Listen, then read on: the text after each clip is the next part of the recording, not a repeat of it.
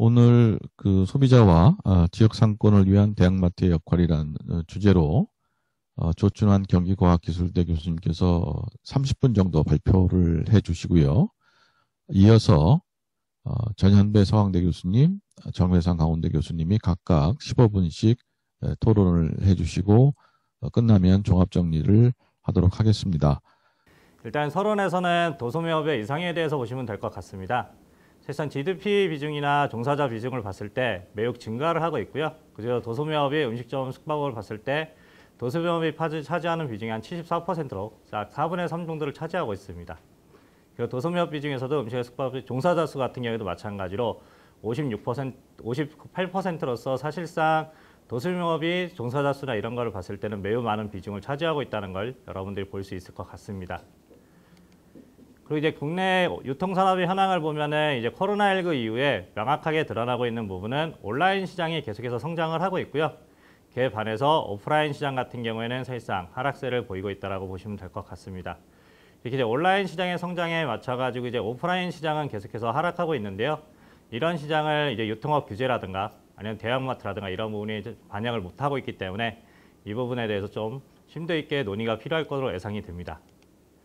이제 국내 유통산업의 신업태 발전 과정인데요. 사실상 이제 2020년대에 들어오면서 복합 쇼핑몰 시대를 가고 있습니다. 특히 이제 2016년에 오픈한 스타필드 하남점, 그 다음에 고양점, 안성점까지 해가지고 복합 쇼핑몰을 통한 여가를 즐기는 엔터가 하고 있고요. 그 다음에 2021년에 최근에 이제 앞으로 이제 오픈을 앞두고 있는 9월달에 앞두고 있는 롯데월드 제2 롯데월드 타워, 기장에 생기는 롯데월드 타워 같은 경우는 이제는 쇼핑몰과 엔터테인먼트가 같이 가는 시대라고 보시면 될 것 같습니다. 이러한 시대 같은 경우에는 사실상 이제 소비자들이 코로나 블루를 이겨낼 수 있는 방법 중에 하나라고 볼 수 있으면 될 것 같은데요. 사람들이 이제 쇼핑뿐만 아니라 엔터테인먼트까지 같이 가고 있고, 그 다음에 이제 사람들이 생각해야 될 부분 중에 하나가 뭐냐면, 이제는 소비하는 곳에 사람들이 거주를 한다는 겁니다. 기존에는 제조업 중심에서 거주를 했다면 이제 소비할 수 있는 곳, 내가 쇼핑을 할 수 있고 즐겁게 놀 수 있는 곳에서 하게 되고요.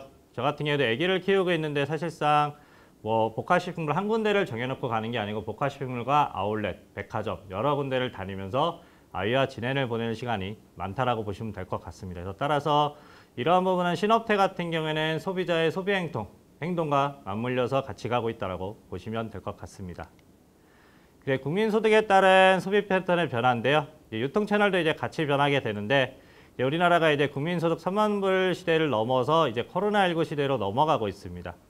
이렇게 되면서 이제 사실상 3만 불 시대에는 사람들의 쇼핑, 음식, 문화 시대가 이제 바뀌고, 근데 이제 코로나 시대는 언택트 홈코노미가 발달되고 있는데요. 사실상 오늘 같은 경우도 언택트로 이제 진행이 되고 있죠.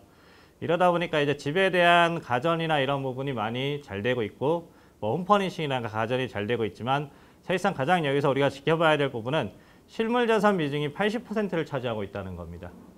사실상 소비할 수 있는 금액이 점점 줄어들고 있고 실물 자산 비중이 높아지면서 사람들이 이제 집은 있는데 하우스 푸어가 되는 거죠. 이런 시대에 여러분들이 살고 있기 때문에 이런 유통 채널도 마찬가지로 같이 변하고 있다고 보시면 될 것 같습니다.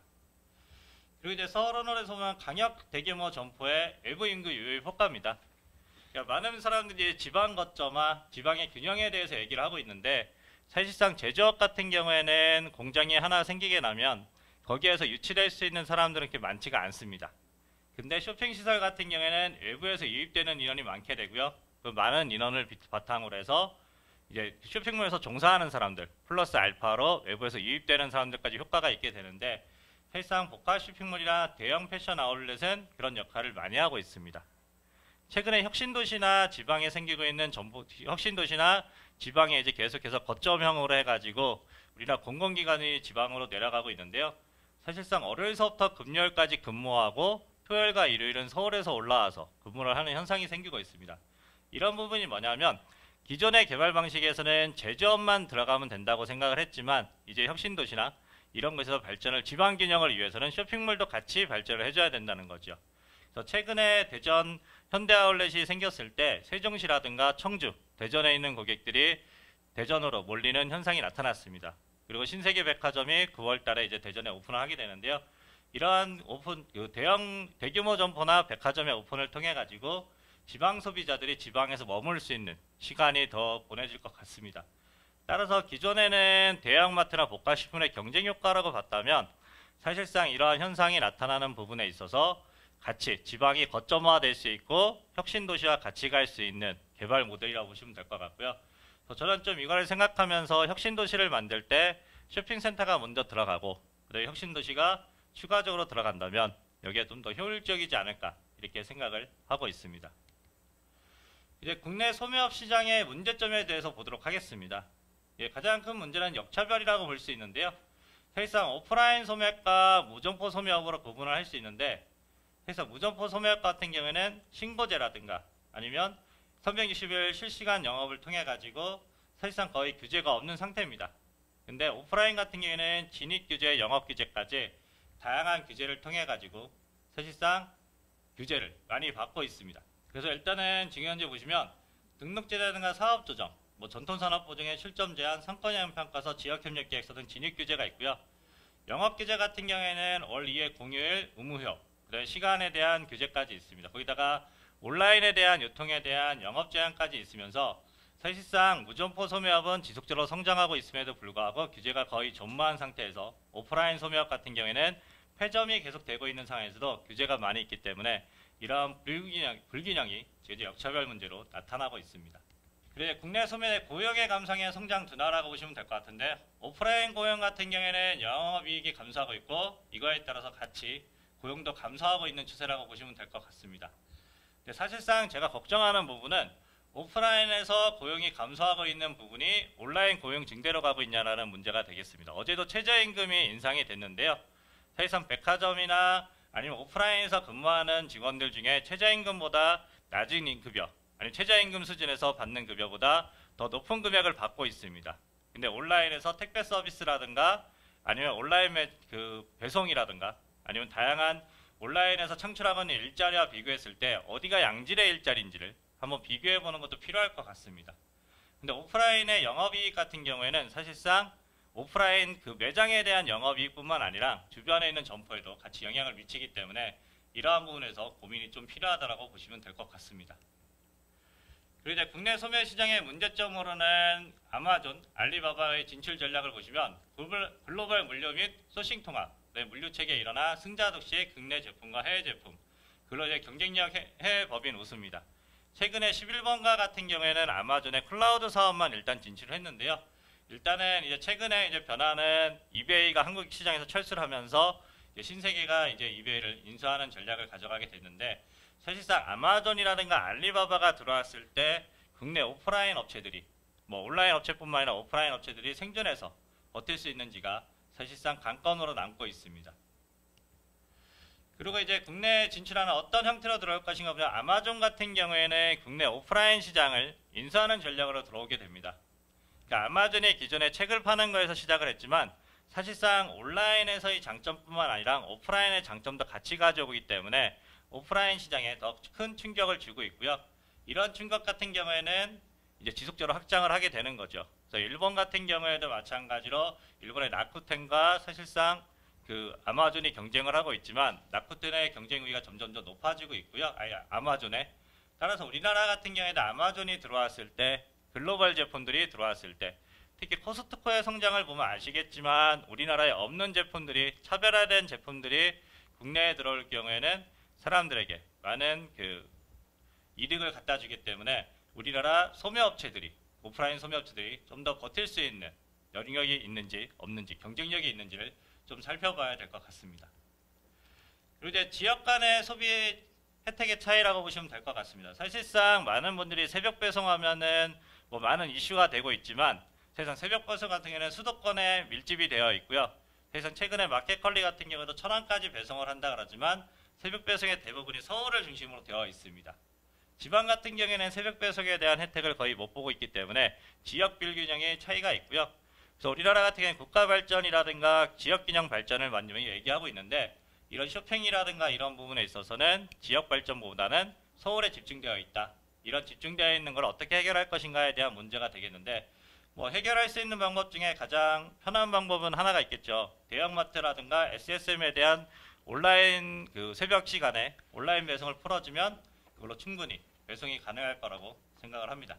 그래서 이제 새벽 배송이라는 부분에 있어서 대형마트라든가 SSM이 이제 규제가 풀리게 되면, 온라인에서 규제가 풀리게 되면 전국 사람들이 이러한 혜택을 볼 수 있기 때문에 소매시장에서 지역 불균형을 해결할 수 있는 방법을 찾는 게 중요하다라고 보시면 될 것 같습니다. 그리고 이제 여기에서 보시면은 온라인 같은 경우는 사실상 오프라인의 장점이 점점 없어지고 있다는 거죠. 네, 먹거리라든가 신선, 농수산품에서부터 온라인 소비를 극대화시키고 있고요. 오프라인의 이제 경쟁력은 점점 없어지고 있습니다. 거기에다가 이제 여러분들 뭐 배마트라든가 요마트에서 주문을 하고 있는데요. 사실상 저는 배마트와 요마트를 보면서 느끼는 점은 뭐냐면, 지금 이제 편의점 같은 경우는 30분 배송이라서 서울이 25개 점포는 충분합니다.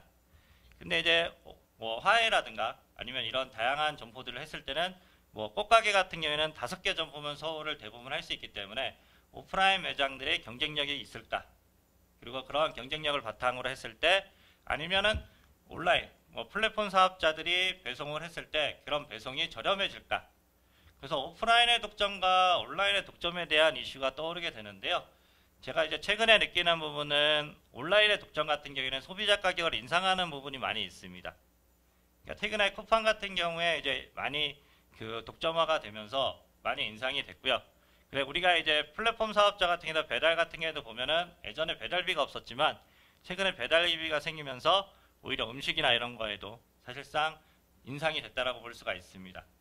그런데 오프라인의 독점 같은 경우에는 반대로 이제 규모의 경제를 실현하기 때문에 이런 부분에서 뭐 독점이 된다 그래가지고 사실상 이제 가격 부분에 대해서 소비자 후생에 대한 부분은 걱정을 하진 않았는데, 최근에 온라인의 이런 독점화 같은 경우에는 소비자 후생을 오히려 걱정해야 되는 시대라고 보시면 될 것 같습니다. 그리고 이제 여러분들 이제 오프라인의 폐업이라는 부분이 되겠는데요. 이제 사실상 서울과 지방에 있는 대형마트의 좀 역할이 틀리다라고 보시면 될 것 같습니다. 서울에 있는 대형마트 같은 경우에는 그냥 쇼핑 시설 중에 하나, 내가 먹거리를 찾을 수 있는 공간 중에 하나라면, 지방에 있는 대형마트 같은 경우에는 우리 지역을 유지하는 앵커 시설이라고 할 수가 있습니다. 서로 규모는 똑같지만 서로의 역할은 틀린 거죠. 왜? 경쟁이나 이런 부분이 서로 다 차이가 있기 때문입니다. 그러면 여러분들 폐점을 했을 때 지방과 서울 중에 어디를 먼저 폐점을 할까요? 네, 서울 같은 경우에는 수도권 같은 경우에 고객이 있지만 지방 같은 경우에는 고객이 많이 없기 때문에 사실상 신규 점포 출점은 수도권에 밀집이 될 거고요. 폐점은 사실상 지방으로 중심이 될 거기 때문에 지역 간 불균형이 더 발생을 할 수 있다고 보시면 될 것 같습니다. 그리고 온라인의 소매 성장과 오프라인에 봤을 때 소매업의 소비자 물가, 소매업 판매 및 취업자 수를 봤을 때 소매 판매의 소비자 물가 같은 경우에는 소매업이 매출이 오프라인이 매장이 이제 감소하거나 이렇게 되면은 오히려 소비자가는 올라가게 되고요. 취업자 수는 감소한다는 걸 볼 수가 있습니다. 따라서 이제 소매 판매가 증가하는 부분과 반대로 가기 때문에 오프라인의 대형 점포의 침체 같은 경우에는 주변 상권의 침체, 그리고 고성장 가격까지도 영향을 줄 수 있다라고 보시면 될 것 같습니다. 따라서 오프라인 매장을 지금 현재는 뭐 이렇게 경쟁력을 갖게 한다 이런 부분은 유지를 시켜주는 거, 폐점을 할 수 없는 효과에 대한 연구가 필요하고요. 우리나라 같은 경우에는 지금 폐점에 대한 효과가 많이 연구가 되고 있지 않지만 유럽 같은 경우에는 2000년대 초반, 일본 같은 경우에도 2000년대 초반에 폐점에 대한 연구가 많이 있었습니다. 이런 폐점에 대한 연구에서 제일 중요한 부분은 소비자들에 대한 후생에 대한 부분의 저하가 되겠는데요. 그래서 식품 사막화라 그래가지고 사람들이 이제 음식을 구매할 수 없고 그래서 지역 간 불균형이 생기게 되는 거죠. 그러니까 서울에 있는 사람들은 많은 음식을 이제 구매할 수 있는 여건이 되지만 지방 같은 경우에는 일정 품목만 구매할 수 있는 이런 여건이 되기 때문에 이런 불균형에 대한 이슈가 나오고 있습니다. 그래서 우리나라 같은 경우에도 이제는 뭐 기존에 출점에 대한 연구가 많이 진행이 됐지만 이제 폐점에 대한 연구도 진행이 되어야 한다고 보시면 될 것 같습니다. 이제 국내 소매 시장의 문제점 중에서는 이제 미국 같은 경우에도 아마존의 성장과 그다음에 얼마트의 온라인화되면서 미국 같은 경우에도 오프라인 매장들이 많은 폐점을 하고 있고요. 국내 같은 경우에도 2017년 폐점 이후에 2018년, 2019년, 2020년, 2021년까지 대형마트가 지속적으로 폐점을 하고 있습니다. 그리고 미국의 소매업 점포 수도 변화가 계속 감소를 하고 있고요. 이런 소매업 점포의 감소 같은 경우에는 사실상 많은 분들이 대형마트가 폐점을 하면 주변에 있는 소상공인들이 살아나겠지라는 생각을 막연한 생각을 하게 됩니다. 네, 이러한 생각이 사실이었으면 좋겠지만 제가 이제 추후에 발표를 하겠지만 이런 대형마트 폐점의 주변 상권의 붕괴로도 연결이 된다라고 보시면 될 것 같습니다. 그래서 일단은 이제 대형마트 규제의 오해와 진실이라는 부분에 대해서 제가 좀 보도록 하겠습니다. 네, 그래서 이제 대형마트에 대한 이제 규제 부분에 있어서 좀 이제 보시면은 사실상 이제 대형마트가 이제 규제 이후에 사실상 성장했던 부분에 대해서 이제 슈퍼마켓이 2017년까지 성장을 하지만 사실상 그 이후에는 이제 그 감소하는 현상이 나타나게 됩니다. 이런 슈퍼마켓 같은 경우 가장 대형마트의 규제의 효과에 최대한 효과를 본다면 슈퍼마켓과 전통시장의 매출액 증가라든가 점포수 증가가 되겠지만 사실상 그런 효과가 누구한테 갔냐 하면 사실상 대형 슈퍼마켓, 개인 슈퍼마켓으로 갔다고 보시면 될 것 같습니다. 기존에 있던 이제 10억 미만의 슈퍼마켓의 점포수는 감소하게 되고요. 오히려 대형 식자재 마트나 이런 부분이 증가하게 되는 추세가 되는 거죠. 따라서 대형마트에 대한 규제에 대한 부분에 대해서 실효적인 효과가 실질적으로 있었는지 없어지는지에 대한 판단이 좀 필요한 것 같습니다. 사실상 이제 저도 이제 슈퍼마켓이나 이런 부분에 보면서 슈퍼마켓 같은 경우에는 대형마트 규제와 더불어서 편의점으로 이동하는 현상이 나타나게 됐고요. 그 다음에 편의점으로 이동하고 작은 점포는 편의점으로 이동하고 그 다음에 이제 중간에 있는 점포들이 폐점을 하면서 이제 새로운 자본이 들어오면서 이제 식자재 마트라든가 대형 슈퍼마켓의 매출액이 증가했다라고 보시면 될 것 같습니다. 여기에서 보시면은 이제 매출액 증가 비율인데요. 10억 미만과 10억에서 20억, 50억 사이에는 매출액이 감소했지만 50억 이상 같은 경우에는 오히려 매출액이 증가하는 걸 볼 수가 있습니다. 그리고 매출액 비중도 급격히 증가하는 걸 볼 수가 있고요. 그러니까 대형마트의 규제나 이런 부분이 사실상 우리가 추구했던 소형 점포들에게 간 게 아니고 새롭게 들어온 식자재 마트라고 보시면 될 것 같습니다. 그래서 많은 분들이 또 그런 얘기를 합니다. 원래 슈퍼마켓을 하시던 분들이 규모화해가지고 대형 슈퍼마켓이 된 게 아니냐라고, 개인 대형이 된 게 아니라고 얘기를 하는데, 개인 대형을 운영하시는 분들과 기존의 영세 슈퍼마켓을 운영하는 분들이 좀 차이가 있습니다. 그러니까 자본의 이러한 이동이나 이런 부분이 작은 점포가 큰 점포가 됐으면 큰 문제가 되지 않겠지만, 이제 새로운 업태들이, 그리고 이제 B2B라는 이제 식자재 마트라는 새로운 업태를 가지고 이제 중견 기업들이 진출하다 보니까 이제 기존에 있던 분들에게 대형마트 규제로 인한 혜택이 간 게 아니고 새로운 업태가 들어오면서 거기서 새로운 이제 혜택이 갔다라고 보시면 될 것 같습니다.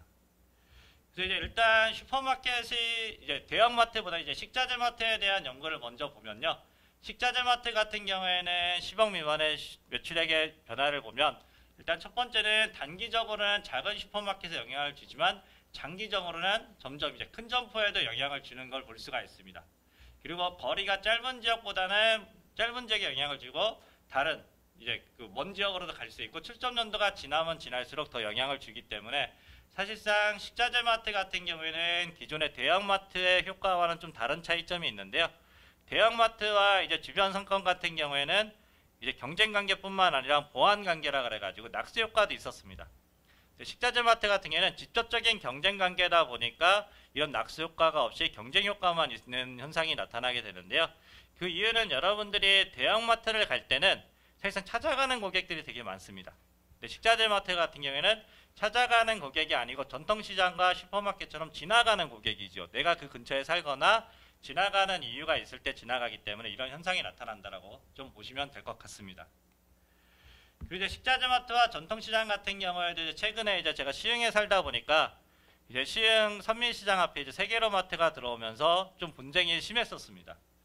근데 이렇게 분쟁이 심한 이유를 살펴보다 보니까 기존에 이제 대형마트 같은 경우에는 반경 500m에 들어오면 이제 고객이 유인 효과를 전통시장에 같이 사는 현상이 나타났는데, 식자재 마트 같은 경우에는 장기적으로 시간이 지나면 지날수록 전통시장의 매출액이 감소하는 부분을 볼 수가 있습니다. 이러한 현상 같은 경우 나타나는 이유 중에 하나가 뭐냐면 식자재 마트와 전통시장은 판매하는 제품이라든가 품목이라든가 이용 고객이 똑같기 때문이죠. 따라서 이러한 대형마트와 다른 효과가 있기 때문에 사실상 규제를 할 때 목적에 맞게 달성을 하려면 직접적인 영향을 주는 변수를 찾아가지고 규제를 해야 된다는 거죠. 더 많은 분들이 이제 아까 얘기했던 새로운 업태로 등장하고 있는 고가 쇼핑몰에 대한 규제를 얘기하고 있지만, 이런 고가 쇼핑몰 같은 경우에는 사실상 주말에 여가를 지니다든가 가족 단위라든가 이런 시간을 보내는 소비이기 때문에 사실 쇼핑과는 좀 목적이 다릅니다. 전통시장과 슈퍼마켓을 영향을 주는 것보다는. 따라서 이제 정부나 정치권에서도 이제 생각해야 될 부분이 소상공인을 살리는 정책이 만약에 규제가 필요하다면 우선순위를 정해야 된다는 거죠. 단순히 규모가 크다 아니면은 대기업이 운영한다는 부분이 아니고 실질적인 경쟁 관계에 있으면 그 경쟁 관계에 있는 데를 곳을 먼저 해야지 기업의 운영 주체나 이런 부분을 먼저 하면 안 된다라는 부분이 되겠습니다. 그래서 슈퍼마켓이 이제 폐점되면은 주변에 있는 상권들이 매출액이 증가할 걸로 예상을 했습니다. 근데 폐점 후에 보시면 아시겠지만 슈퍼마켓의 반경 1km 안에 있는 슈퍼마켓의 매출액이 오히려 감소하고요. 음식점 같은 경우에도 사실상 감소하는 현상이 나타납니다. 슈퍼마켓 같은 경우에는 주변으로 이동하는 현상이 나타나진 않지만 음식점은 2에서 3km로 이동하는 현상이 같이 나타나고 있습니다. 따라서 대형마트의 규제나 이런 부분이 폐점이 사실상 주변에 있는 점포들에게 긍정적인 효과를 주면 좋겠지만 사실상 상권의 붕괴라는 단어를 쓰고 있고요. 상권의 이동이라는 단어를 쓰게 됩니다. 따라서 우리나라 같은 경우에도 대형마트나 아니면은 이제 지방백화점이라든가 이런 부분에 대한 폐점에 대해서 폐점했을 때 지역 상권이 붕괴가 되는지 붕괴가 되지 않는지 이런 부분에 대한 개발 방식이 필요하고요. 우리나라는 외국과 다르게 도시개발 방식이 기존에 있는 구도심을 계속 활성화시키는 정책이 아니라 신도시 정책입니다. 그러니까 구도심이 활성화되기 위해서는 구도심의 사람들이 정주 여건을 만들어줘야 되는데 그런 정주 여건을 만들 때 그냥 단순히 사람들에게 뭐 벽화를 만든다던가 아니면 도시재생을 보면은 사람들이 뭐 좋은 거리 뭐 이런 걸 만들게 되는데 사실상 이제 전혀 최근 이제 사람들이 원하는 소비 패턴과는 맞지는 않는 거죠. 최근에 사람들은 쇼핑을 하는 곳에 원합니다. 그러니까 구도심 상권 활성화를 위한 정책도 조금은 바뀌어야 되지 않나 이런 생각이 들고요. 그다음에 이제 최근에 통과된 지역상생법 같은 경우에는 그런 측면에서는 신규 사업자가 들어오는 것을 막고 있기 때문에 오히려 반대로 가는 법이라고 좀 보시면 될 것 같습니다.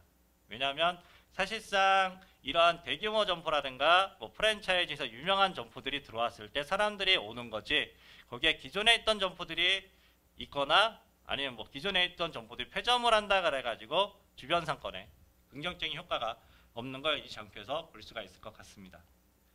그 다음에 이제 반경 슈퍼마켓 매출액을 변화를 보시면은 사실상 폐점으로 알아본 건데요. 사실상 매출액을 보시면 아시겠지만 일요일날 매출액이 가장 큰 변화를 일으키게 됩니다.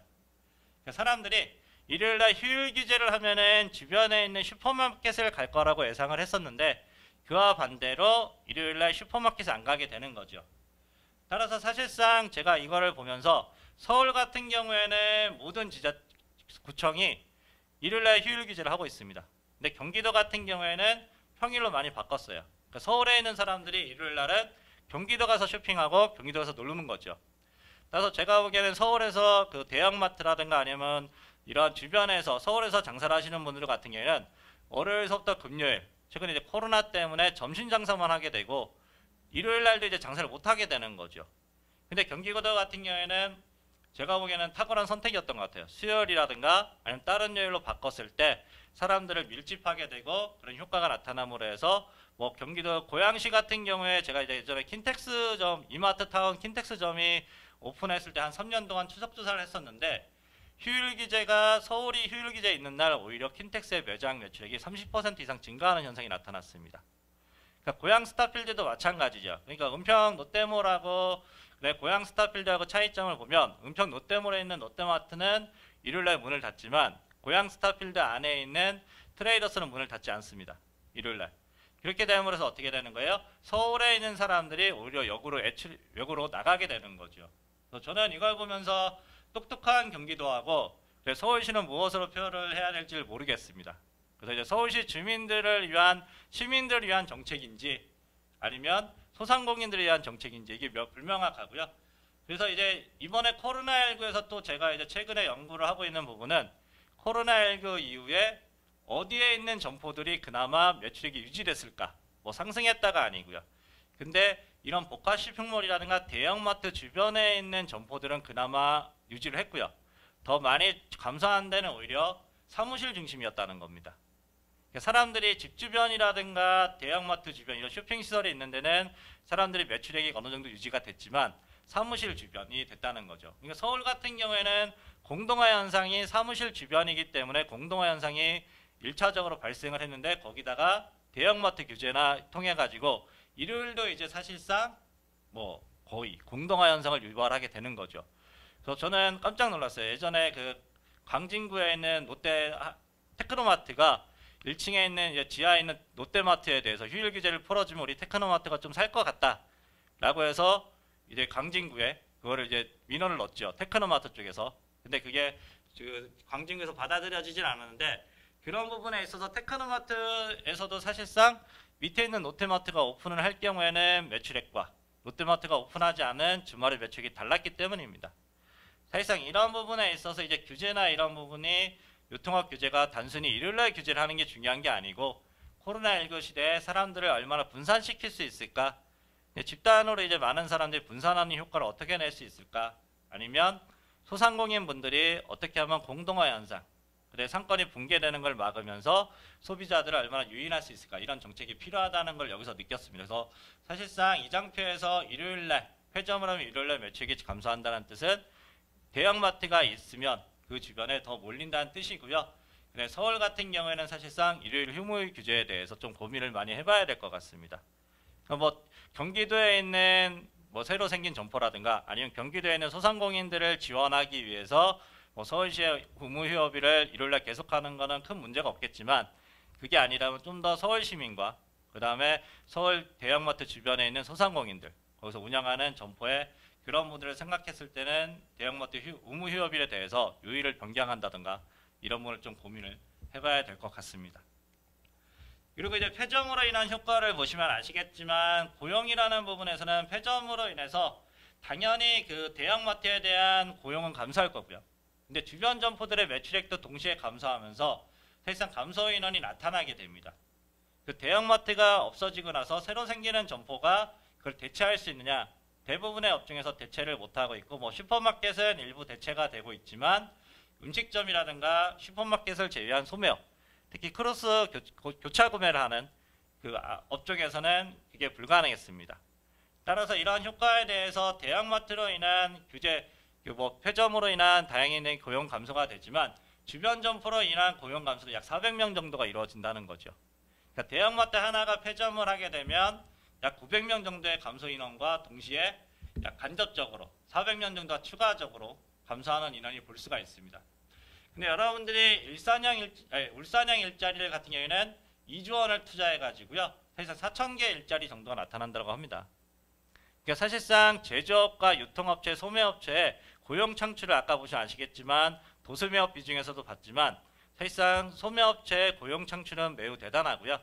소매업체 같은 경우에는 여성 중심으로 대부분이 되어 있기 때문에 거기에 따라서 가족들이 같이 이동하는 현상이 나타나게 됩니다.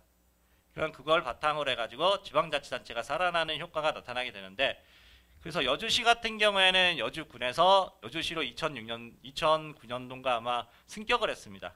근데 여주 프리미엄 아울렛이 들어왔을 때고요. 최근에 제가 보기에는 가장 활발하게 하고 있는 곳이 부산에 있는 기장군이죠. 네, 기장군 같은 경우에는 대규모 점포들이 들어오면 웰컴이에요. 네, 그리고 매우 지원을 많이 해줍니다. 근데 기장군의 인구가 계속 증가하게 되고 거기에 이제 정주 여건도 되고 그 다음에 젊은 친구들이 많이 이제 취업을 하다 보니까 아울렛이라든가 아니면 백화점 그 다음에 쇼핑몰 그리고 최근에 이제 제2롯데월드 타워까지 생기게 되면 사실상 기장의 성장이 눈부실 것 같습니다. 그러니까 이러한 부분에 있어서 기장군 같은 경우에는 제가 보기에는 관광자원이나 이런 게 없음에도 불구하고 기장미역을 살릴 수 있는 전략 중에 하나가 이제 이런 쇼핑센터를 통해 가지고 유치하는 부분이고요. 따라서 대형마트의 감소 효과는 반경 3km를 봤을 때도 약 1,300명 정도. 그러니까 울산형 일자리가 약 2조 원을 투자해서 4,000명을 했다면 약 1조 정도가 투입되는 그런 국책 사업을 해야지만 고용이 창출될 수 있는 효과입니다. 따라서 우리나라 같은 경우에 폐점을 막을 수 있는 방법이 뭘까라는 걸 좀 고민을 해봐야 될 것 같습니다.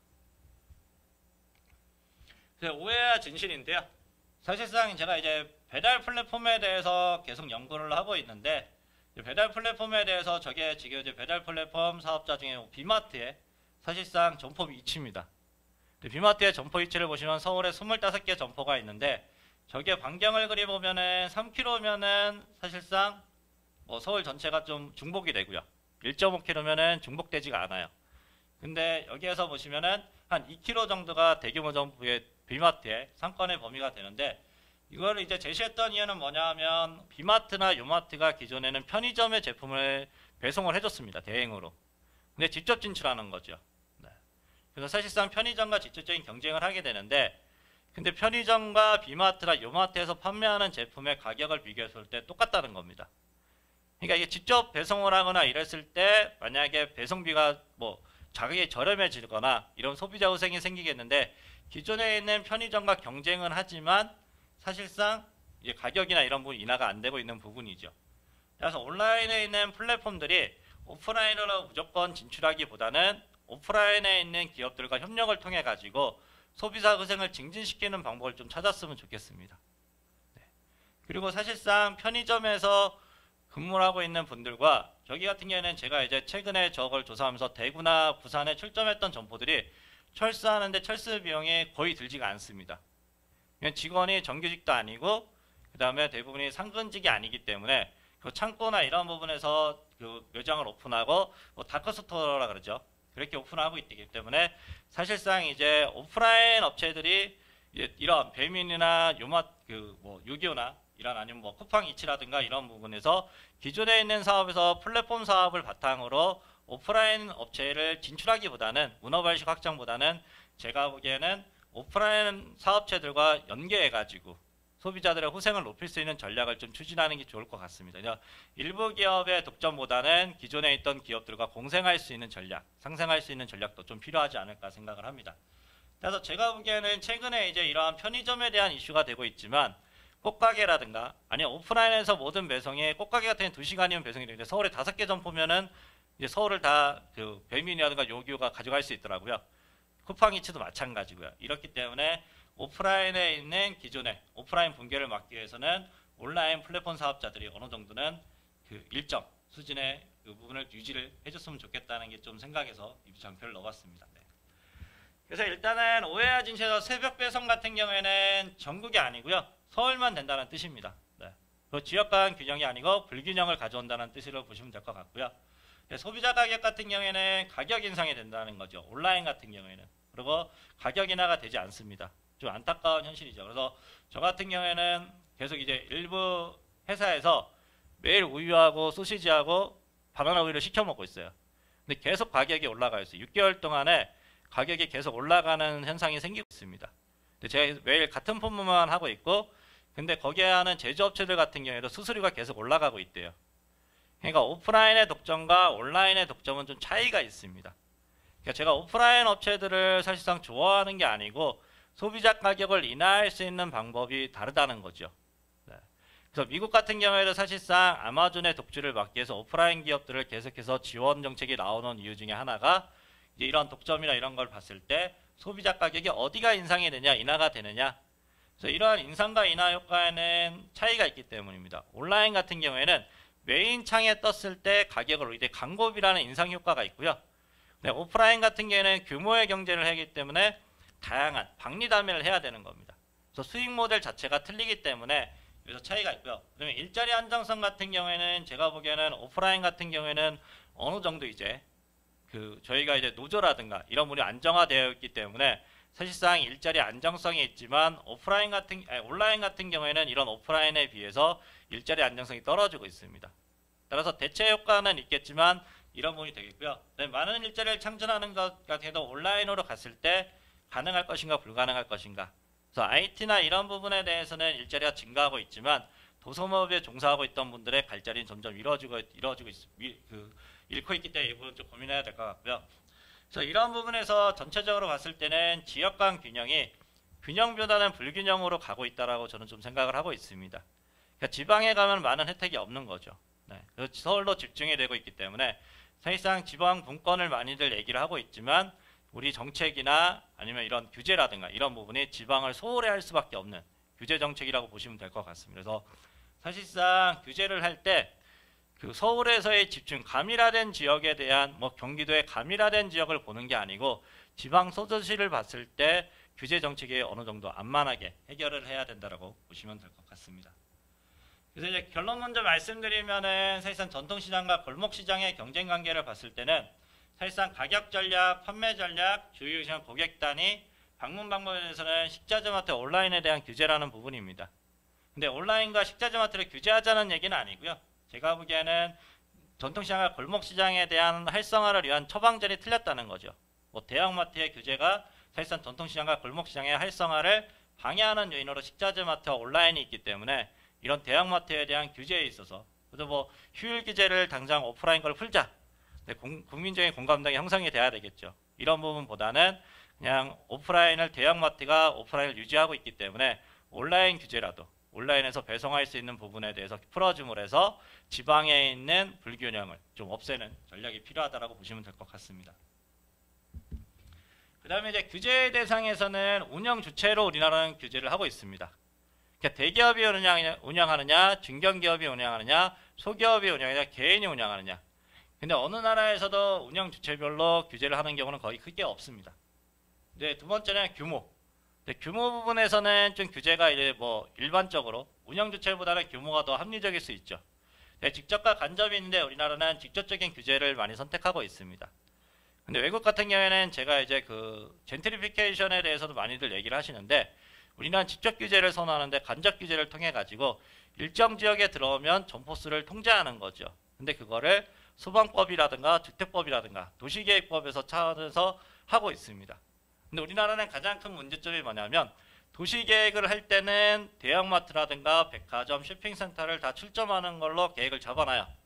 근데 막상 이제 인허가 단계에 들어가서 건축허가 다 나고 고통평가 다 했는데 건축물 다 올라나가서 이제 규제를 한다는 거죠. 이런 부분에서는 좀 형평성이 맞지 않나라고 좀 생각합니다. 이제 도시계획 차원으로 좀 내려가야 된다는 부분이 있을 것 같고요. 규제 효과에서는 순효과, 역효과, 풍선효과가 있는데 사실상 대형마트 규제 같은 경우에는 순효과보다는 뭐 역효과라기보다는 뭐 풍선효과가 제가 보기에는 있는 것 같습니다. 풍선효과를 통해 가지고 식자재나 온라인이 성장함으로 해서 이에 반해 가지고 뭐 골목시장은 계속해서 성장이 안 되는 이런 추세가 될 것 같고요. 규제 방법으로는 사실상 진입자재, 그다음에 운영 제한, 뭐 확장 금지, 저 같은 경우는 규제에 대해서 사실상 자율주정증을 맡기는데, 네, 우리나라 동방성장위원회에서 하고 있는 규제 중에 그 베이커리, 그 제과점에 대한 규제 같은 경우는 자율주정을 통해 가지고 파리바게트와 뜨레주르가 사실상 출점에 대해서 규제를 받으면서 거리 제한을 받으면서 빵집도 같이 상생할 수 있는 모델이 있었습니다. 제가 그 결과를 분석하면서 베이커리, 뜨레주르와 파리바게트 가맹점주들의 매출액도 증가를 하고요.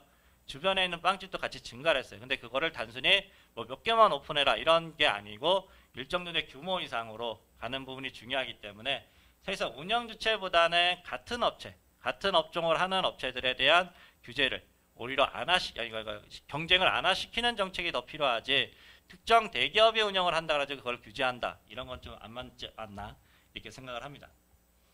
그래서 일단은 이제 오프라인과 온라인의 경쟁에 있어서 뭐 여러분들 아시겠지만 유통법에 대해서는 규제가 계속해서 강화되고 있는 부분이 있고요. 근데 여기 이제 좀 자리에서는 규제 하나 법안이 여기 한 건으로 나왔는데 사실상 이제 제가 4건으로 좀 수정을 했는데 제 이제 최종 파워포인트가 반영이 되진 않은 것 같아요. 4건 정도가 되고 있고 역차별을 해소하는 부분에 대해서 규제가 계속해서 올라오고는 있습니다. 근데 여기에서도 온라인 영업에 대해서는 좀 이제 지역 불균형을 해결하는 부분 중에서는 하나로서 이제 좀 해결해야 되지 않나. 뭐 다른 법안 같은 경우에도 좀 뭐 필요하겠지만 사실상 다른 거는 규제에 대한 정책이 대부분 되고 있기 때문에 사실상 오프라인과 온라인의 경쟁, 그다음에 뭐 폐점이라든가 아니면 불균형을 해소할 수 있는 정책이 좀 필요하지 않나 이렇게 생각을 합니다. 이제 마지막 페이지인데요. 그래서 이제 오프라인 유통의 향후 정책은 뭐 규제 안 하라는가 역차별을 해소하는 게 좀 중요하다고 보시면 될 것 같습니다. 사실상 온라인에 대한 이제 우리나라 기업들이 오프라인의 뭐 대형마트들이 기존에는 경쟁 우위를 가지고 매출액이나 영업이익을 극대화하는 전략이었다면 이제 생존 전략으로 가고 있습니다. 이제 예전과는 다른 경쟁이라는 거죠. 생존 전략에서 살아남을 수 있도록 규제를 완화할 때 오프라인 시장에는 최소화하고 온라인과 공정 경쟁을 할 수 있는 규제 하나가 됐으면 좋겠고요. 그 다음에 주요 오프라인 유통기업의 경쟁력 강화가 좀 필요할 것 같습니다. 최근에 우리나라가 PB를 통해 가지고 동남아시아라든가 아니면 몽골 이런 데 진출하고 있는데요. 많은 분들은 이런 얘기를 합니다. 국내에서 하지 말고 해외에서 경쟁력을 가져라. 근데 모든 기업들이 다 해외에서 해외를 진출하기 전에 국내 경쟁력을 갖고 해외로 진출을 해요. 그리고 다른 나라에 가면 야 한국에서 규제 받으니까 너가 외국으로 오는 거야라고 얘기를 하기 때문에 사실상 우리나라 기업들이 유통업체가 해외로 진출해서 제조업체가 나가는 길이 가장 빠른 길입니다. 따라서 자영업자를 양산하기보다는 제조업체를 어떻게 하면 활성화시킬 수 있을까? 제조된 게 내수뿐만 아니라 해외로 어떻게 진출할 수 있을까? 이런 게 같이 모색이 되어야 될 것 같고요. 네, 대형 오프라인 유통의 지역 상권 활성화를 통한 이제 오프라인 유통 상권 활성화인데 제가 최근에 이제 시흥시에 대해서 오프라인 활성화에 대해서 많은 고민을 하고 있습니다. 상인분들과 만나보면 사실상 앵커 시설이 유치됐으면 좋겠다라는 얘기를 많이 해요. 근데 앵커 시설을 유치할 때 그게 무엇인지를 잘 봐야 될 것 같고요. 네, 온오프라인 간의 유통 간의 상생과 공생이 좀 필요하지 않나로 좀 생각을 합니다. 그러니까 뭐 배달의 민족이라든가 아니면 네이버라든가 쿠팡이라든가 이런 쪽에서 지속적으로 사업 확장을 위해서 오프라인 시장으로 점점 조금씩 진출하고 있지만 플랫폼 사업자로서의 수익을 극대화하고 오프라인 시장과 공생을 통해야지 오프라인에 기존에 있던 사업자들을 하던 방식을 똑같이 베껴가지고 그걸 하는 건 좀 아니라고 생각을 하고요. 그 다음에 오프라인 유통의 구조조정의 연차정립이 좀 필요하다고 생각을 합니다. 오프라인 같은 경우에도 이제 구조조정이 될 것 같은데 이렇게 나오는 이제 실업자라든가 아니면 이제 폐점됐을 때 상권이 붕괴되는 거 이런 걸 어떻게 하면 막을까? 네, 지방의 폐점으로 인해 가지고 아까 음식 사막화 현상을 얘기했지만 이런 부분에 대해서 정부가 이제 국민들의 건강이나 소비 후생에 대해서 어떻게 생각해야 될지를 좀 고민해봐야 될 것 같습니다. 그래서 오늘 이제 그 대형마트의 역할이라는 부분에 대해서 좀 생각을 해봤는데요. 이제 국내나 코로나19로 인해 가지고 소비자들의 패턴이라든가 아니면 소비 패턴이라든가 아니면 상권 자체가 변화를 하고 있습니다. 이런 변화하는 시대에 맞게 정부의 정책이라든가 규제가 좀 변했으면 좋겠고 대형마트의 의무휴업을 같은 경우에도 지방자치단체마다 다 특징이 틀리기 때문에 이거를 의무휴업을 뭐 일률로 가져가는 게 아니고 지방자치마다 다르게 가져가는 전략을 좀 필요로 하지 않나 이렇게 생각을 합니다. 이상으로 발표를 마치도록 하겠습니다. 네. 저희가 이 문제의 시작에 대해서 한번 조금 생각을 해보고 토론을 하면 좋을 것 같습니다. 이제 고용 측면에서 저희 도소매나 음식 숙박업 이런 부분들이 상당히 큰 비중을 차지하고 있는데요. 이제 우리나라 이제 산업의 특성상 이제 워낙 도소매업에 특히 소매업이나 음식점이나 개인 서비스 같은 경우에 영세 자영업자가 많기 때문에 기본적으로 이것을 산업으로 인식하는 것이 아니라 자영업을 보호한다는 차원에서 인식을 하게 됩니다. 그러다 보니까 결국 소비자라든지 산업의 특성이 이제 무시되고 이제 정책 같은 것들이 이제 도입된 영향이 있습니다. 그래서 먼저 소매업이 어떤 산업인지 그 기본적인 특성에 대해서 우리가 한번 생각해 볼 필요가 있습니다. 소매업은 단순히 물건을 파는 것이 아닙니다. 여기 가서 사든 저기 가서 사든 다 똑같지 않냐라고 생각하는 것 자체가 벌써 잘못된 출발이라고 볼 수 있겠습니다. 소매업은 소비자의 소득, 아까 조 교수님께서 지적했듯이 10,000불, 20,000불, 30,000불에 따라서 구매하는 방식이라든지 품목들도 상당히 많이 바뀌게 되고요. 그 다음에 생활 방식, 내가 이제 낮에 가서 일을 하고 밤에 쇼핑을 해야 되는지 아니면 전업주부로서 낮에 쇼핑을 하는지 이런 생활 방식의 차이도 상당히 크고요. 선호도 틀리죠. 저는 사실 선호에 대해서 사실 얘기하고 싶은데 예전에는 자동차를 몰고 아이들이랑 예를 들면 대형마트 가는 게 상당히 즐거웠다. 근데 요즘에는 또 어떻게 보면 내가 쇼핑하러 가는데 그렇게 시간을 많이 쓰는 게 맞아? 라고 생각하고 그 시간에 다른 거를 할 수도 있고요. 심지어 집 근처에 있는 편의점도 요즘에는 걸어가서 안 사고 배달시키거든요. 움직이는 것에 대해서 사람들이 선호가 굉장히 빠르게 변화하고 있습니다. 결국에는 소매업은 이 빠른 수요의 변화에 따라서 그것에 적응해서 이제 발전하는 산업이거든요. 이 인식을 해야지 물건 사오는데 뭐 어떻게 샀던 무슨 상관이 있느냐라고 생각을 하면 이 산업에 대한 이해와 소비자에 대한 이해가 처음부터 출발부터 잘못됐다라는 점을 좀 강조하고 싶고요. 그렇기 때문에 소비자의 수요에 변화하는 수요에 부응하지 못하면 그런 종류의 사업체들은 생존하기 어려워지는 거죠. 그래서 계속 이야기가 나오는 것이 이걸 규제하면 저기 가서 사고 뭐 이걸 규제해서 못하게 하면 소비자가 원하는 다른 것들이 생기고 요 부분들을 먼저 정확하게 이해하는 게 중요하다고 생각을 하고요. 두 번째는 뭐냐면 이건 약간 보면 이제 공급 측면에 관한 얘기인데 소매업은 되게 예를 들면 제조업과 달리 혁신이라든지 변화가 없다고 생각하는 시각이 많습니다. 그렇지 않습니다. 왜냐하면 체인화라고 하는 것이나 대형화, 특히 이런 것들은 기본적으로 아까 말씀하셨듯이 가격을 낮출 수 있는 굉장히 중요한 여건을 제시합니다. 예, 저희가 공장을 크게 지어서 물건값을 낮출 수 있는 것처럼 마찬가지로 체인화나 대형화를 통해서 기본적으로 물건값을 낮출 수 있는 굉장히 큰 혁신이 일어나게 되고요. 물건값이 낮아지게 되면 기본적으로 시장이 확대됩니다. 지금 우리 저성장 시대인데 물건값을 낮추게 되면 시장이 확대되면 다는 의미는 결국 성장도 일어나게 되고 일자리도 만들어진다는 겁니다. 또 마찬가지로 최근 들어서는 소위 말해서 이 온라인 기술을 통해서 이제 온라인화도 상당히 많이 진척이 됐습니다. 그래서 지금 이 소매업이라고 하는 것은 우리 가게가 있고 우리 앞에 있는 가게랑 경쟁하기도 하지만은 사실 자영업의 입장에서 보면 나의 경쟁 상대는 오늘 계속 지적됐지만 우리 앞에 있는 가게이기도 하지만 멀리 떨어져 있는 슈퍼마켓이나 대형마트가 될 수도 있고요.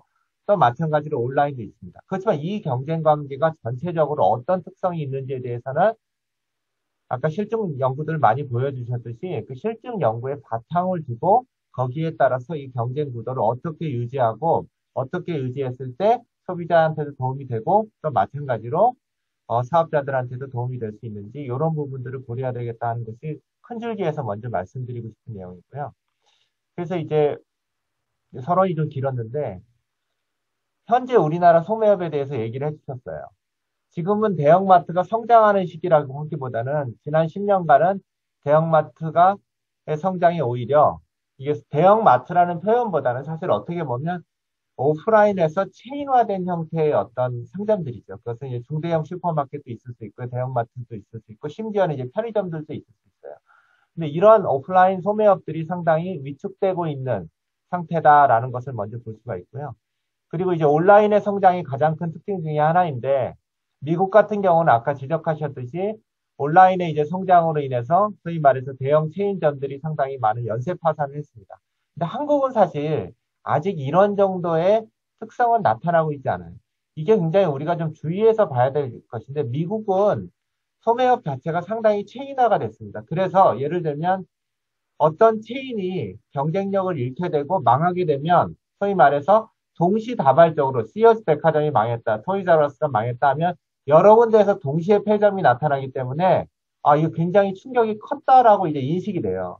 근데 한국 같은 경우는 사실 아직 체인화가 충분히 이루어지질 않았습니다. 그래서 대형마트도 일부 지역에서 아까 지방이라든지 이런 얘기 하셨잖아요. 거기에서 충격이 가고 그 다음에 아직은 상당히 소위 말하는 인디펜던트 스토어가 상당히 많기 때문에 거기서는 폐점이 일어난다 할지라도 또 다른 업체에 대해서 바뀌고 있거든요. 그러다 보니까 이것은 뭐 대형마트랑 온라인이랑 별로 상관이 없겠지라고 생각을 하고 온라인의 충격을 상당히 과소평가하는 부분들이 많습니다.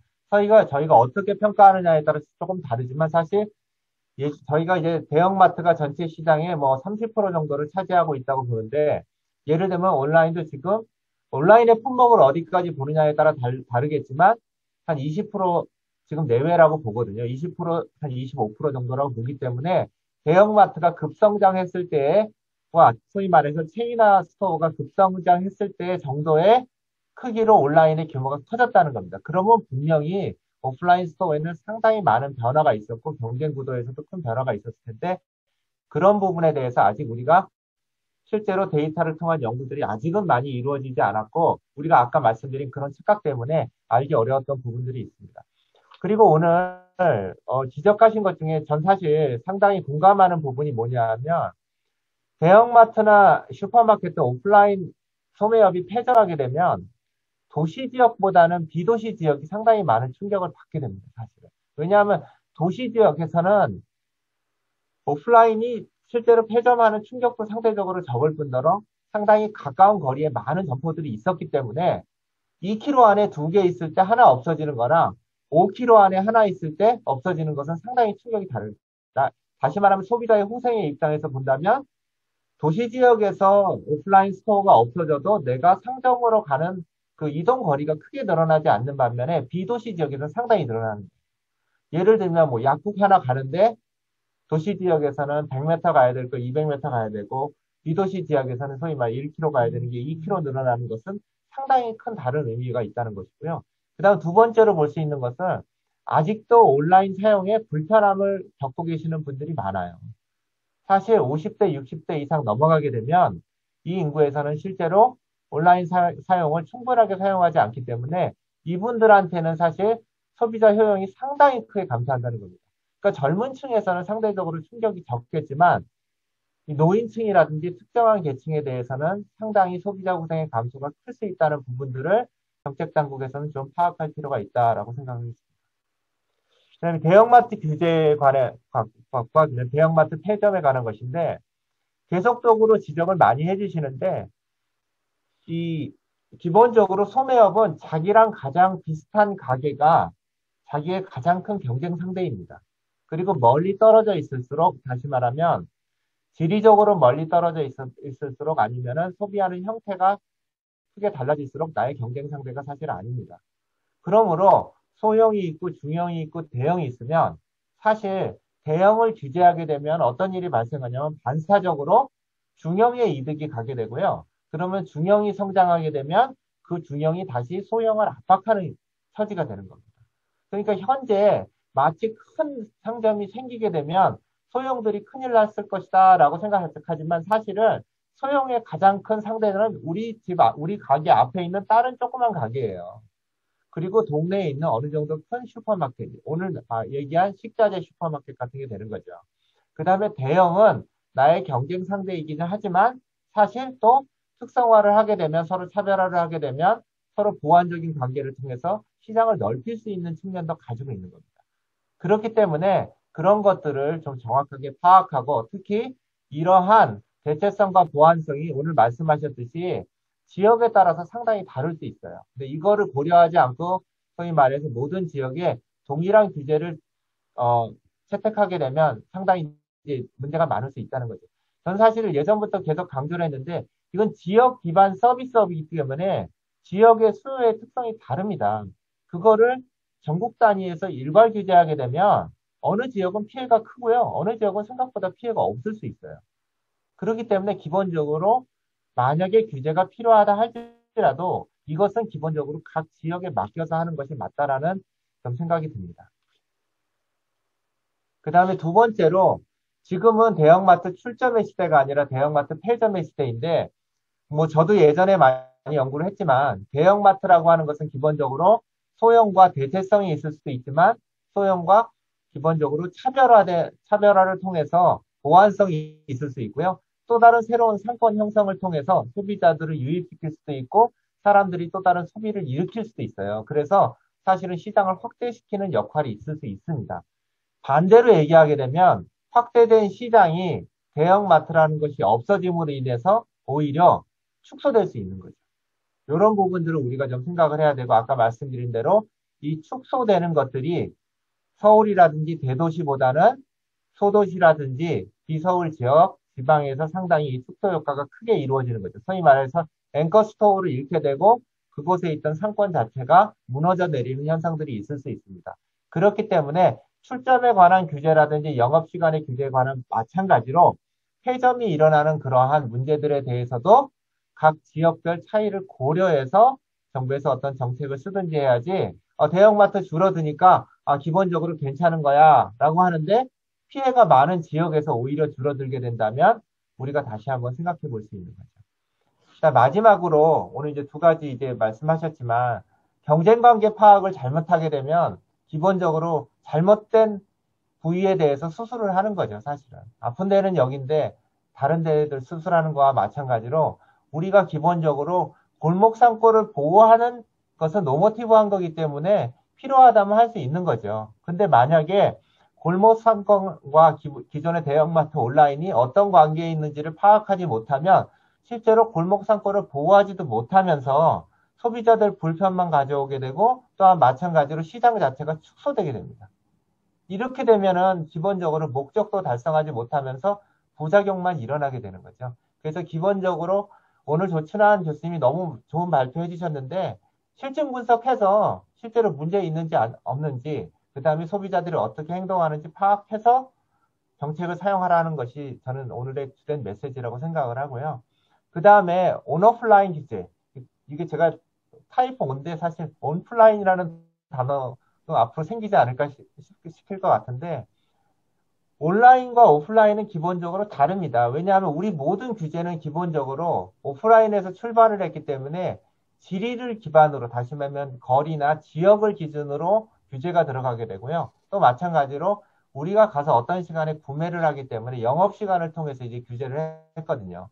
근데 기본적으로 온라인 자체는 지리적인 규제나 영업시간 규제가 잘 통할 수가 없는 거죠.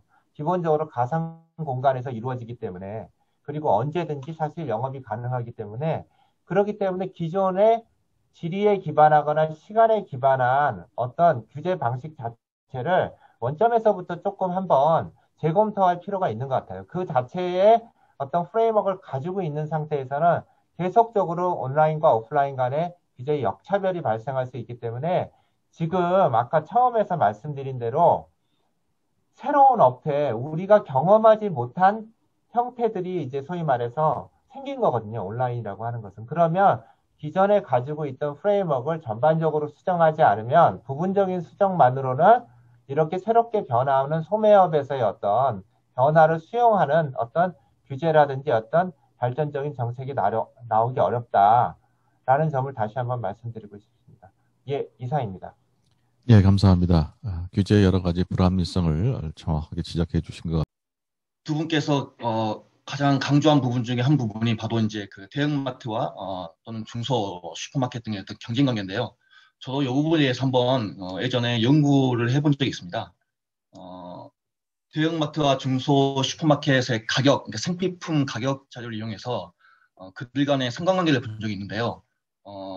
예상했듯이 대형마트와 대형마트, 그 다음에 뭐 중소 슈퍼마켓과 중소 슈퍼마켓 간에는 어떤 경쟁 관계가 있는 것으로 파악되는데 규모가 다른, 즉 대형마트와 중소 슈퍼마켓 간에는 경쟁 관계가 없는 것으로 나타나고 있었습니다. 그래서 뭐 그렇게 큰 연구는 아니지만 이 연구 결과도 앞서 말씀해 주신 부분과 일맥상통한 부분이 있다고 생각합니다.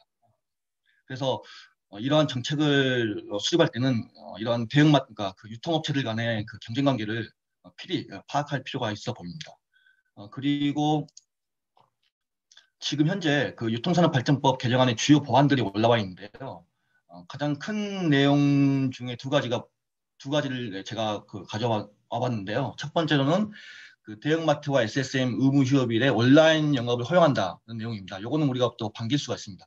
그런데 두 번째는 뭐냐면 그 복합 쇼핑몰의 영업시간 제한을 하고 월 2회 또 의무 휴업을 도입하겠다라는 법안이 올라와 있습니다. 요거과 관련해서 얼마 전에 보고서가 한 편 있는데요. 이 보고서를 보면 코엑스몰 같은 경우에 만약에 월 2회 의무 휴업을 하게 되면 전체적으로 연간 2,054명의 고용 유발 효과가 사라진다는 보고가 있습니다. 그리고 더 중요한 거는 사실 코엑스몰 매장 임차인의 약 44% 정도는 개인 사업자입니다. 그래서 어떻게 보면 골목 상권 살리기 대상과 동일한 수준의 경제적 지위를 가진 대상이라고 볼 수 있습니다. 이러한 보고서가 있다는 걸 제가 또 지적해 드리고요. 그 다음에 제가 좀 중요시 여기고 있는 부분 중 하나가 지난 2015년 대법원 판결입니다. 이 판결 내용을 보시면 결국 이 판결에서 대형마트의 주말 의무 휴업일을 지정하고 영업시간을 규제한 지방자치단체의 처분이 적법하다라는 대법원 판결이 나왔습니다. 그 판결 내용을 일부분을 좀 보면요. 먼저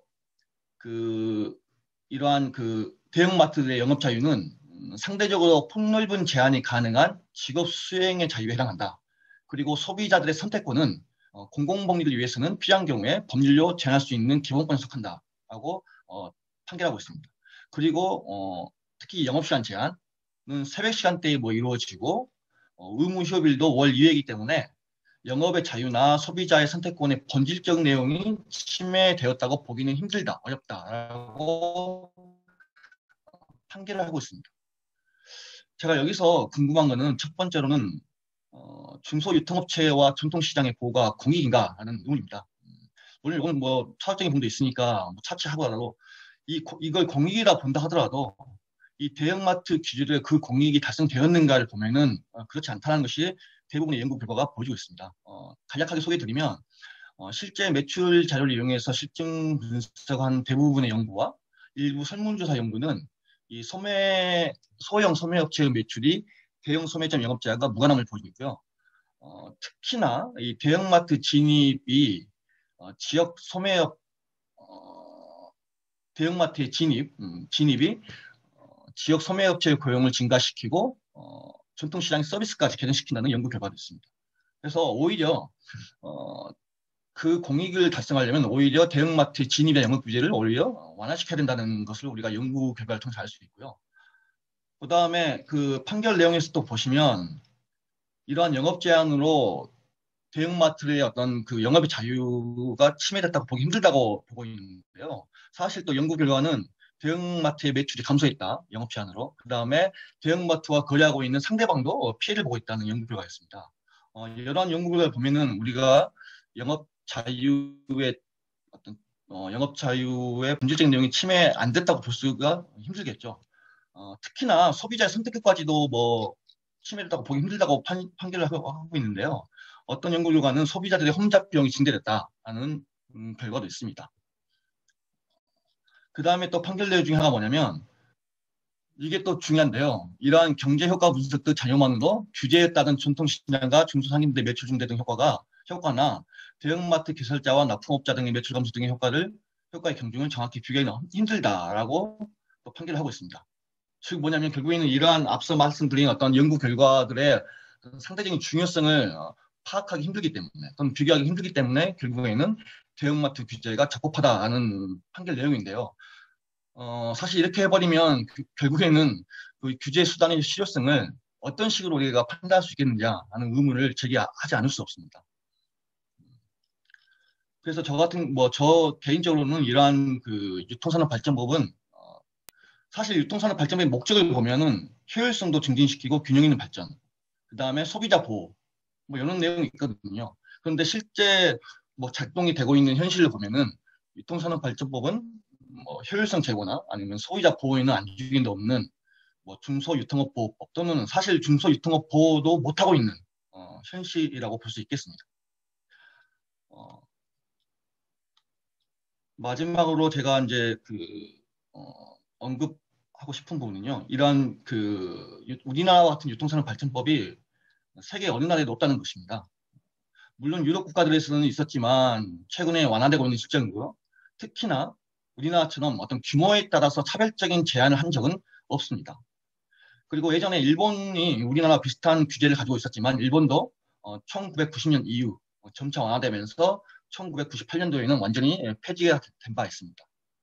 최근에 헝가리가 이러한 규제를 시행했다고 했는데요. 헝가리도 1년 만에 정부와 국회가 법을 폐지하고 영업 제한을 중단했다고 합니다. 그래서 물론 저는 제가 말씀드린 대법원 판결을 보고 약간은 회의적인데요. 이러한 대형마트 영업 규제가 과연 완화될 수 있을까? 물론 국회에서 밀어붙이면 뭐 되겠지만 대법원 판결이나 아니면 현재 지금 올라와 있는 법안 발의 내용을 보면 대형마트 영업 규제가 가까운 장래에 완화되기는 힘들지 않을까라고 생각합니다. 그렇기 때문에 우리가 더 열심히 또 공부하고 연구해서 계속해서 어떤 실질적인 증거를 계속해서 발표할 필요는 있다고 보여집니다. 여기서 제 발표를 마치겠습니다. 우리가 이제 법안을 만들거나 또 법을 또 지키기 위해서 재판을 하는 과정에서 실질적인 근거를 가지고 법안을 만들고 또 재판을 해야 된다고 생각을 합니다. 그래서 앞으로도 계속해서 이렇게 사회가 합리적인 법을 만들고 또 합리적으로 법을 지키는 그러한 과정을 우리가 만들어 나가야 된다고 생각을 합니다. 일단 뭐 질문이 5개 정도 나온 것 같은데요. 토론하신 분들도 이제 너무 감사드리고 저도 이제 항상 이런 연구를 하면서 이제 많은 거를 좀 이제 고민을 하게 됩니다. 제가 얘기하는 부분이 정답일까? 아니면 제가 도출되는 결과가 정답일까? 이런 걸 많이 고민하게 되는데요. 일단은 무인 점포의 고용 감소 부분에 대해서 말씀을 드리면은 뭐 아마존 거라든가 세븐일레븐에서 하고 있지만 사실상 이제 세븐일레븐 같은 경우에도 오전에는 고용을 하게 되고요. 야간 근로 같은 경우에는 오히려 무인 점포를 활용하게 됩니다. 이제 야간에 이제 고용이나 이런 부분을 감소시키는 부분이 있지만 오전이나 이제 주중에는 이제 사람을 쓰게 되기 때문에 아마존 거도 이제 마찬가지로 그런 이제 뭐 저희가 이제 동작대교에 가면은 이마트가 있죠. 거기에도 이제 무인 점포가 있게 되는데 그런 점포들이 이제 온라인과 오프라인을 같이 할 수 있는, 야간 시간대는 사람이 이제 근무하기 힘든 시간에는 이런 이제 무인 점포를 활용하게 되고 주간에 이제 하게 되는 이런 이제 같이 할 수 있는 방법이 있을 것 같고요. 네, 온라인 시장이 확대되는 부분에서 이제 오프라인에 대한 규제보다는 제가 보기에는 온라인 시장 같은 경우에 사실상 근로자의 뭐 쿠팡이라든가 네이버라든가 이런 데 인건비가 높다라고들 많이들 얘기합니다. 근데 IT 기술자들에 대한 인건비고요.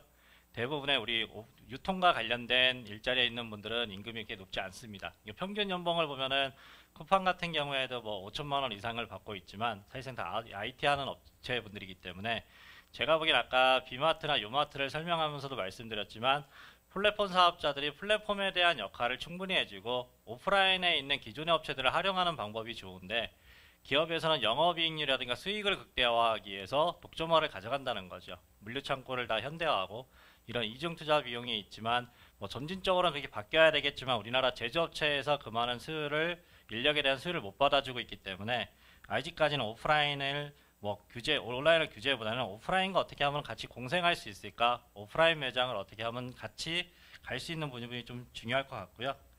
그 다음에 대형마트 같은 경우에는 사실상 이제 일요일 규제 부분에 대해서 이제 월요일날하고 화요일날 감사하지 않는다는 부분은 뭐냐면 대형마트를 이용하는 고객들은 대부분 이제 월요일서부터 일요일서부터 이제 토요일까지 있다면 이제 월요일하고 화요일날은 이제 집에서 쉬는 분위기가 있기 때문에 이제 재구매 효과가 없는 겁니다. 그러니까 대형마트를 이용하면 주변에 있는 점포를 같이 이용하게 되는데요. 동시 이용 고객이 그만큼 없는 거죠. 그러니까 동시 이용 고객이 많은 일요일 날은 내가 대형마트를 갔다가 주변에 있는 점포를 같이 가는데 이런 비율 같은 경우에 보통 30% 정도가 나옵니다. 그 토요일 같은 경우에도 한 25%, 30%가 나오는데 이런 고객들이 동시 이용 고객이 없다 보니까 월요일 날하고 화요일 날이 없는 거죠. 그러니까 방문자 수가 줄어들고 그래 월요일 날하고 화요일 날은 쇼핑을 대부분 가족 단위가 아니고요. 어머님 혼자라든가 개인이 하기 때문에 그냥 내가 목적만 달성하게 되는 거죠.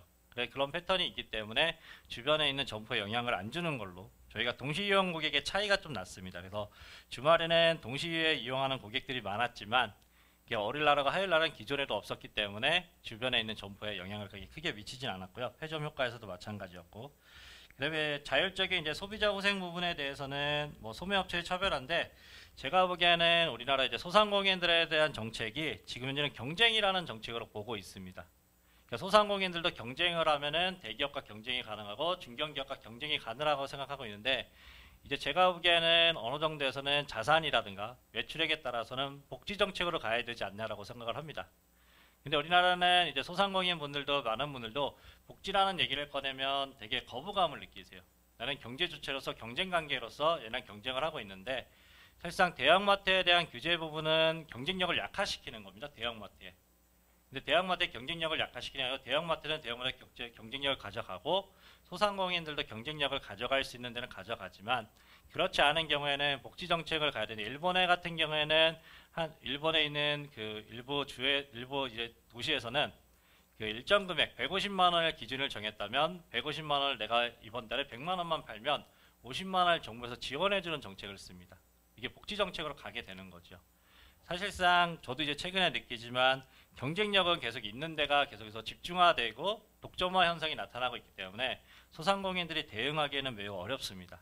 근데 고용이라는 부분에 있어서 이분들이 빨리 붕괴되는 거를 지금 현재 정책은 이분들의 경쟁력을 갖는 정책이 아니고 붕괴되는 것을 막는 정책으로 가고 있기 때문에 제가 보기에는 이제 우리나라도 경제정책과 복지정책을 분리해가지고 복지정책은 진짜 복지정책으로서 경쟁은 경쟁정책으로서 가야 되지 않을까라고 좀 생각을 합니다.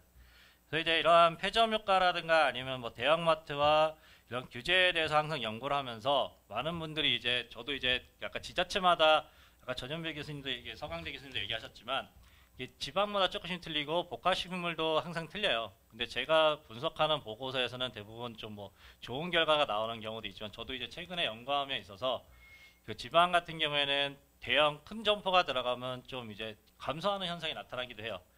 포켓형 상권이라 그러죠. 그러니까 다른 데서 들어오는 고객이 없고 그 고객만 이용하다 보니까 거기에 새로운 점포가 들어오게 되면 이제 좀 어려워지는. 뭐 제주도 상권도 그렇다고 보시면 될 것 같습니다. 제주도 같은 경우에도 만약 대형 점포가 들어가게 되면 주변에 파급 효과가 크기 때문에 따라서 상권의 특징에 따라서 아니면은 지역에 따라서 그리고 거기에 소비자들에 따라서 이런 규제를 차별화해야 되지 않을까 이렇게 좀 생각을 합니다. 그래서 이거 발표 주제를 정하면서도 어디에 포커스를 좀 맞출까 했는데 아까 이제 질문을 받으면서도 이제 온라인에 대한 규제를 저도 이제 찬성하진 않습니다. 근데 온라인의 규제에서는 기존에 제가 이제 보는 형태는 기존에 오프라인이 2000년도에 했던 제조업체하고 소비자들 사이에서 장난질이라고 그러죠. 그러니까 가격을 인상할 수 있고 소비자들한테는 가격을 올리고 그 다음에 제조업체는 가격을 납품가를 올려가지고 받아가지고 수익을 높이는 전략을 쓰고 있는데 이런 전략을 안 쓴다면은 온라인의 확장이라든가 이런 부분에 대해서 좀 더 신경을 써야 되지 않을까 이렇게 생각을 합니다. 네, 이상으로 좀 답변을 마치도록 하겠습니다. 네. 저도 몇 가지 질문이 좀 있는데요. 예전에 그 생계형 소상공인 적합업종 관련해서 제가 국회에 진성으로 나갔더니 아무리 지금 조춘환 교수님이 연구하신 결과나 또 정회상 교수님이 연구하신 결과나 이런 결과와 같이 이 대기업에 대한 규제를 해서 생계형 소상공인에게 혜택이 가지 않는다. 이렇게 주장을 해도 이게 이제 법안을 만드는 과정에서 받아들여지지를 않습니다. 또 이해관계자들이 많이 나와서 특히 이제 중견이나 또 중소 이러한 이제 사업 하시는 분들 또 그런 협회에서 또 강하게 이러한 규제 법안들을 이야기하고 이런 과정에서 이제 규제가 형성이 되고 결과적으로 이제 소비자 후생이 감소하는 그러한 이제 불합리한 결과를 낳았지 않습니까? 상생을 얘기하는데 결국 상생은 잘 안 되고 변화하는 과정에서 소비자의 어떤 후생 선택이 변화하는 과정에서 자연스럽게 산업이 거기 적응해 나가는 과정인데 그것을 과연 규제로 막을 수 있는지 그 한번 질문 드리고 싶고요. 또 하나는 단순하게 상품을 구매하는 행위는 이제 온라인 사업자하고 경쟁하기가 매우 힘들지 않겠는가. 그렇다면 이 어떤 상점이라고 하는 것이 편의성을 도모하는 편의점의 형태라든지 또는 다양한 사람들의 어떤 볼거리, 즐길거리를 제공해서 사람을 유인하고 어떻게 보면 토탈 엔터테인먼트의 상점이라고 하는 그런 기능을 강화하는 그런 방향이 더 좋은 방향이지 않겠느냐 하는 생각이 들어서 이 온라인과 오프라인의 상생 관계는 이와 같이 기능적 분화로 우리가 찾아낼 수 있지 않겠느냐. 몰에 대한 규제, 이런 규제에 대해서는 어떻게 보시는지 질문드리고 싶습니다. 최근에 지역상생법에 대해서 저도 이제 국회 청문회에 나간 적이 있는데요. 생계형 작가님도 그때도 지역상생법에 제가 이제 답변을 하면서 거기에 있는 많은 국회의원분들이 제가 답변을 다 받아내고 그분들이 이제 사실상 그분들이 필요성이 없다라는 걸 좀 인식도 하신 분들도 계신데 그 부분에 대해서 그냥 단순히 표논리로 좀 가는 것 같습니다. 그러니까 우리나라 같은 경우에는 규제 정책이라는 부분이 정치와 경제가 너무나 밀집되어 있기 때문에 이런 부분이 되지 않나라고 좀 생각을 합니다.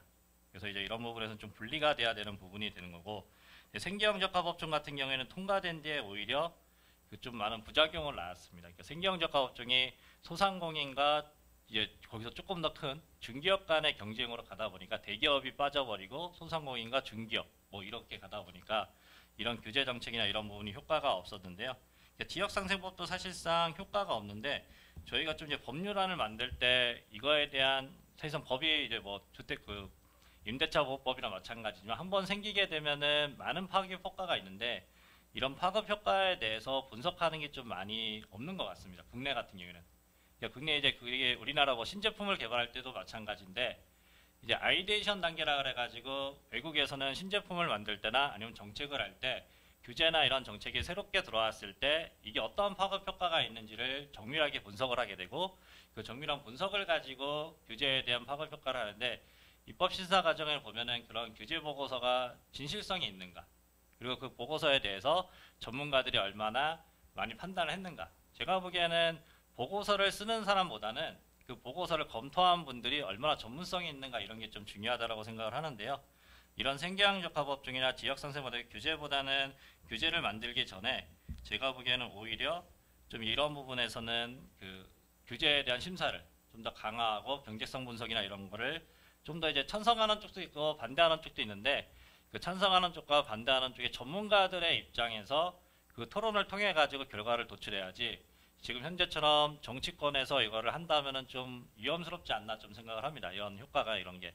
그래서 사실상 거기에 올라가기 전에 사전에 뭐 찬성하는 쪽, 규제에 대해서 찬성하는 쪽과 반대하는 쪽이 진짜 열띤 토론을 하는 거죠. 전문가들이. 그리고 뭐 반대하는 쪽에 전문가도 있을 거고 찬성하는 쪽에 전문가도 있기 때문에 그런 분들의 열띤 토론을 통해 가지고 거기서 좋은 결과를 도출한다면 그거를 바탕으로 해야지, 지금과 같이 계속해서 그냥 규제를 올린 다음에 그거에 대해서 논리적, 정치적인 논리라든가 아니면 이해관계적인 논리에 따라서 하는 건 좀 반대하는 입장이고요. 그다음에 온라인과 오프라인에서는 저도 이제 교수님이 말씀하신 것처럼 항상 이제 주장하는 부분이 뭐냐면, 온라인 같은 경우에는 이제 소비나 구매를 한다면은 실질적인 경쟁은 온라인이 될 것 같고요. 오프라인 같은 경우에는 토탈 엔터테인먼트가 사실상 필요한 것 같습니다. 복가시핑도 필요한데, 저는 전통시장이나 이런 데서도 활성화되고 있는 부분은 뭐 코로나 때문에 지금 먹거리 부분이 활성화되고 있지 않지만, 최소한 전통시장에서 생존하기 위해서는 기존의 문화파를 그대로 파는 것보다는 최소 4차 가공까지 가야 되지 않나. 만약에 저희 지도 교수님도 많이 얘기하시는데, 치킨을 만들 때 생닭을 파느냐, 치킨을 파느냐, 양념치킨을 파느냐, 거기다가 뭐 마늘 양념치킨을 파느냐, 이렇게 해서 차별화할 수 있는 전략이 오프라인에서 필요하지 않나 생각을 합니다. 근데 단순히 이제 이러한 규제나 이런 부분에 있어서 그런 부분을 하지 않고 온라인과 오프라인에 차별화할 수 있는 전략에 대해서 좀 더 할 수 있는 부분이 필요한 것 같고요. 그리고 이제 제가 또 가장 이제 좀 우려되는 부분은 뭐냐 하면, 우리나라 같은 경우에는 이제 그 오프라인에 대한 부분과 온라인에서의 진짜 차별화 전략이 더 이상 생존할 수 있을까라는 부분에 대한 좀 항상 우려를 하고 있습니다.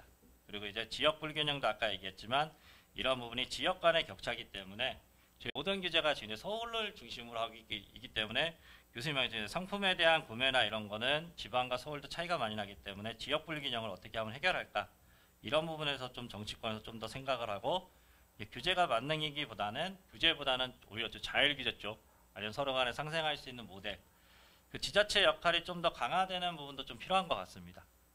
그러니까 지자체가 현재 우리나라 중소기업청이라든가 아니면 소상공인진흥, 아니 중소벤처기업부라든가 소상공인진흥, 유통산업, 뭐 산업부라든가 여러 군데, 그리고 서비스 산업 같은 경우에는 기획재정부에서 하고 있지만, 사실상 이제 지역마다 다르기 때문에 지방자치단체에서 좀 더 활성화할 수 있는 정책이 필요하지 않을까, 좀 이렇게 생각을 합니다. 네, 교수님에 대한 답변을 좀 됐으면 좋겠습니다. 네.